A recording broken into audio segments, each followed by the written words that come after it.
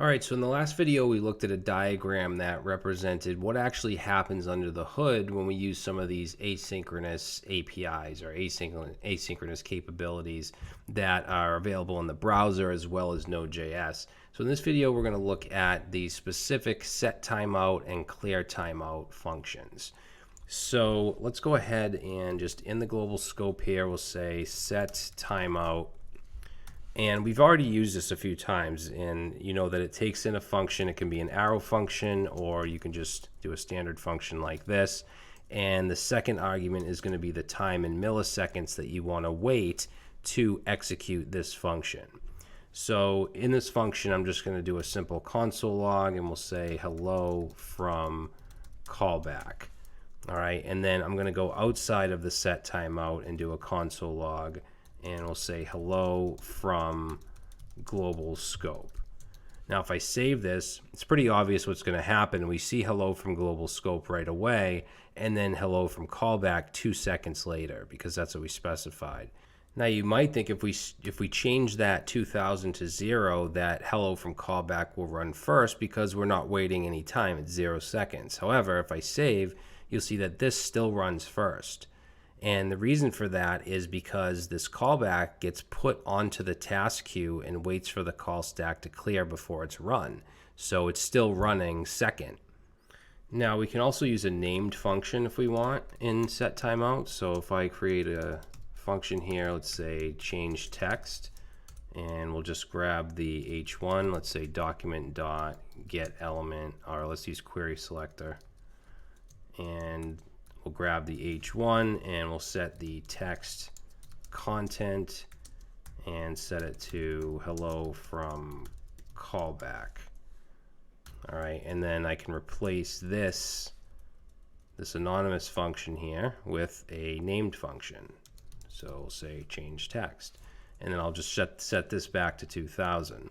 So now if I save after 2 seconds, then that's gonna say hello from callback.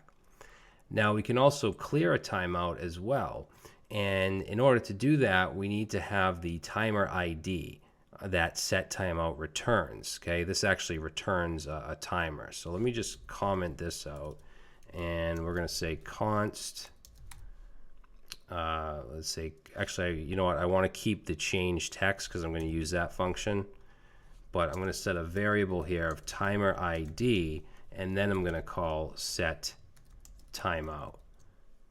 Okay, and here we're going to say change text, and let's do 3 seconds. All right, so if I save this after 3 seconds, it's going to run, it's going to say hello from callback. Even though we assign this to a variable, we're executing it, right? We have the parentheses around it. So if I wanted to cancel this, then we could use clear timeout, and what I'm going to do is put that into an event on that button. So let's say query selector, and that has an ID of cancel the button, and then we'll add an event listener, and we'll listen for a click, and then when that happens, let's run a function, and we're going to run clear timeout, and we have to pass in that timer ID. All right, I'll actually console log the ID as well so you can see that. Let's do timer ID. Okay, and then let's just do another console log and say, we'll say timer canceled. All right, and when I cancel it, it'll no longer be able to run, right? So I'll save. Let's just not click cancel, and it changes. If I reload and then I click that, you'll see it doesn't change because I canceled the timeout, and we had an ID of 2. That's what we're logging right here. So it gave us an ID of 2, and then it just logs timer canceled. So if you need to cancel it for any reason, you can use that function. So in the next video, we're going to look at a function called set interval.